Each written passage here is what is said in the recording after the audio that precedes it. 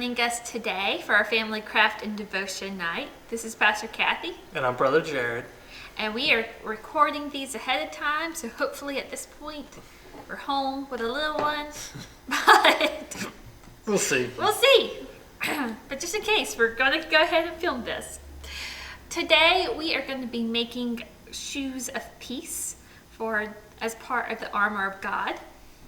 And what we need for that, we have two Nutter Butters. These are our feet soles.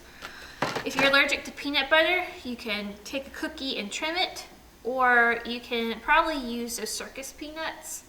They're kind of figure-8 shaped. Yeah, I don't know. We also have some of our handy-dandy frosting. And we have gummy lifesavers. And what we're going to do first is cut our gummy lifesavers in half. And we're just going to do this with our spoon. And again, they're very gummy, so it might take a little bit of tugging. We're going to cut both of them in half. Or tear, as Pastor Jarod's doing. And so now you have two little loops. And we're going to get a little bit of frosting on our spoon and place it at the top, let's say half of our shoe. You do the first half of your shoe. Yeah. For each one? Yes, for each one. Like so.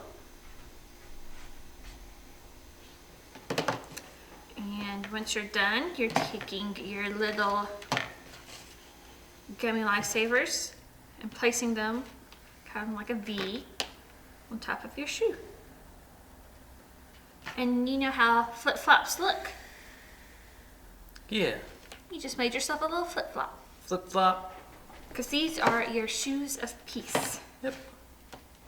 Do we do it for both of them? We do it for both of them. Now, the shoes of peace are talked about in Ephesians. When Paul was describing the shoes themselves, were part of the Roman soldier's uniform. Now, soldiers had to be prepared, and they had to have the right shoes to wear. And you know, all the best armor in the world does not matter if you cannot walk, can it? Nope. No, you have to be able to stay on your feet. So Roman soldiers needed good shoes to help them move around quickly, to keep them from stumbling or falling down. When we talk about the shoes of peace, we are talking about how Jesus lived, the gospel, and how he showed us the way to peace with God and with each other. And the gospel of peace is something that we are supposed to carry to others. So what is the gospel of peace? It's how we're to live in peace with one another and with God. So what's the gospel? The good news. Which is? Of Jesus. Of Jesus. And have you ever been afraid to tell people about Jesus? Oh, yes.